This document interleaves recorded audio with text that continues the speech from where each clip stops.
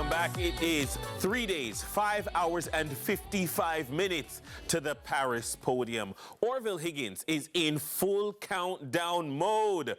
Over to you, Orville. Well, thank you very much, Dennis. Now known as the sprint capital of the world, Jamaica has consistently produced Olympic medalists across the sprint events. However, is there a blueprint or a formula that could be followed to have a greater number of athletes participating in non-traditional sports at the Olympics? Joining us to discuss that very issue this morning is sports team manager, former national volleyballer who also played some rugby, and more recently Jamaica's track and field manager to the Carifta Games, Cherine Richards. She's joined by a lady that wears many hats, but we'll just confine them to sports researcher, marketing consultant, former publicist to the fastest man on earth, Usain Bolt. And can I add my brethren as well, Carole Beckford. Ladies, welcome to Sunrise. Thank you. All right, so I'll start with you, Cherine. Can Jamaica branch out, or should Jamaica branch out in other areas except for just the traditional areas? Oh, we're talking about 32 sports at the Paris Olympics. And for these 32 sports at the Paris Olympics, 8 of them are Winter Olympics. Jamaica is in how many, Miss Beckford? Probably about 12 to 16? 12 sports. 12 sports, yeah. And the new sport is breaking.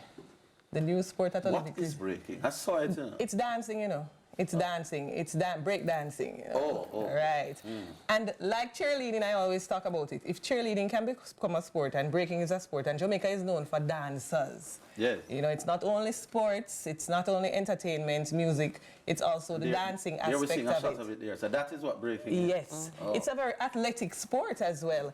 And persons in Europe do it, a lot of persons in Europe, a lot of persons in New York. When you go to New York, you see it. And you see them on the corner in Jamaica as well. I think it's something that we can branch out in, and it speaks to athletic prowess. And I think, you know, it's something that we should branch out in. Every corner of Jamaica, you see the little children breaking. You look at TikTok, you see them breaking as well. Which is a fad coming back. It was much bigger back in the day. We actually have a competition. Yeah. The Dancing Dynamite competition and the different competitions for dancing. So I think it's something we can examine. All right, so Carole, I'll ask you. They have excluded karate, baseball, and softball from the Olympics. They now include, as we heard, breaking, skateboarding, surfing, sport climbing. How do they decide what to exclude and what to include? Well, I think the bigger nations have kind of rallied around getting their support, and what they have as part of their basic education in physical education, whatever those programs are, the bigger nations push because population will dictate and create that demand.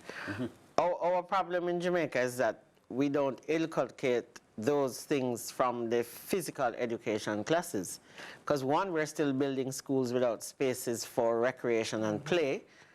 And by the time you get to 16, you'd have already passed your prime in terms of how to understand and really learn the basic skills to get into a sport. Don't take that for granted. So the youngsters, so there's a dynamo or a phenom, like you're saying, who probably started running, you know, third form and so on, and would have gotten to the top. But the rest of us needed to have been getting up, doing 70 minutes a week for physical education, going to extra classes in physical education, and then competing at junior, youth, and senior levels to really become an elite athlete. And so for us, it's important that we decide from the very basic level what's in it for us. Right. So Cherine, back to you. I don't know if it's my own unscientific survey that the countries that do the more, shall we say, exorbitant sports, the breaking and the rowing and the sports that are usually associated with countries that tend to have better GDPs than us. Is the broke country them do the traditional sports and is the elite countries them take on the so-called fancy You want the Cherine Richards answer already?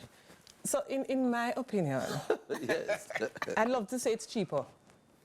The cheaper sports, it did not really take much for track and field. Right. It don't take much for netball. Look at the core sports that we have. But on the higher level, when you get to the next level and you go into the professionalism is when the money comes in. And you have to invest in the infrastructure and the people that are around you. You go into the business of sports, right, Ms. Beckford? But look at baseball. The reason why baseball was excluded was because of money. Basically money. The players that would have been needed to play the Summer Olympics. My research told me that there are 162 games for the summer for baseball. Yeah. Look at the countries that play baseball. And those athletes are professional athletes who would have needed to play, who were not available for the Olympics. So you're looking at that as well, the two sides of the coin. All right, so Jamaica fitness number that concentrate on archery and rowing. You're not going to reach there. Yeah, but those sports, though, call upon not just the physical, it's the development, you know, that whole full body. When you think about rowing, I mean, Harvard is an exclusive, almost an exclusive rowing institution. Right. Think about the academic side of Harvard. I want to ask you this, though. I have about 2 minutes before, and there are two questions that I want to get in. What are the, and if anybody would know this, you would, what are the social and economic benefits to Jamaica taking part in sports and events like the Olympics? Well, certainly, I mean, exposure, an opportunity. Don't forget that the Olympics has a wider demand in terms of its reach and its goals. But what has happened, and it's funny, I said this yesterday at a place we were together. Right. They are bordering on the more economic side, and so they're finding themselves competing. And so a lot of the so-called charitable side of what the Olympics proposed and suggested, it's losing that. And so you go in another couple of years, like by the time it gets to LA in 2028, you're going to see a whole lot more changes. One last one for you, Cherine, and one last one for you, Carole. A lot of the sports associations depend on schools to produce the talent. If you're talking about football, we're talking about Manning Cup, the Costa Cup, you're talking about champs. You're talking about the Jamaica team, their talent usually comes through champs. Should we be depending so heavily on schools to produce talents at the senior level? Problematic. But it's the feeder program that we have. That's the seed program. A lot of governments use the schools, and Jamaica is no different, as the feeder program into the senior program. And track and field has a blueprint. Prep champs, primary champs, all island, high school, intercollegiate championships. And so we're going straight up the ladder with that sport.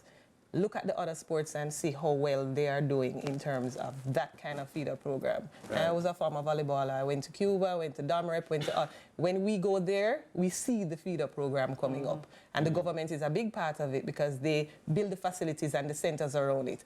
I don't want to take away 1 minute, Ms. Beckford. So you're saying this is where it is and this is where it should be? This is where it should be because that's how you get the facilities out of it. Jamaica gets its facilities through hosting events. All right, my final one. I don't know if the producer might just squeeze me another 30 seconds, but this is right up your street again. I hear something whispered in my ear. Is Jamaica sufficiently grasping sport as a business? Are you convinced? The answer is no. No, we're not.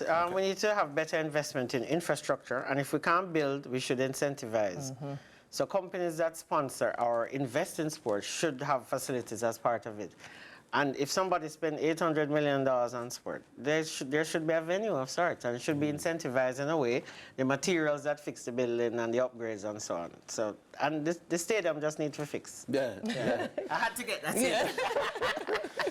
All right, final minute. Usually during the time, I've constantly heard of stats that I've never heard if it's official. That the day when Jamaica qualified for the World Cup final, you remember that day at the stadium against Mexico, that there was no crime in Jamaica. November '97, I think. Good, I keep hearing that. Just nice. It was great. To what extent can events like the Olympics that the Jamaicans coalesce around can help?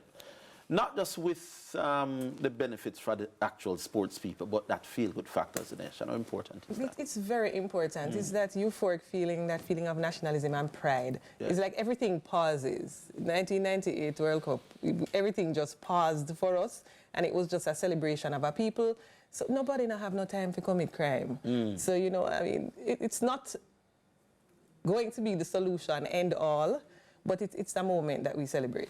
All right, so I want to get a prediction from both of you since we are on our pre-Olympic coverage. How many medals we're going to win? 11. 11. I can't break them down, but somewhere between 11 and 14. All right. Well, I was going to say 12. You're going to say 12? Yeah, man. I'm going to say 13, just for the fun of it. All right, thank you very much. That's all the time we have this morning for Sunrise Paris Podium. That's what we're going to be calling it.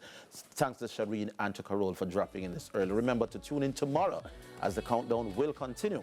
Stay tuned, though. We'll be right back with more on Sunrise.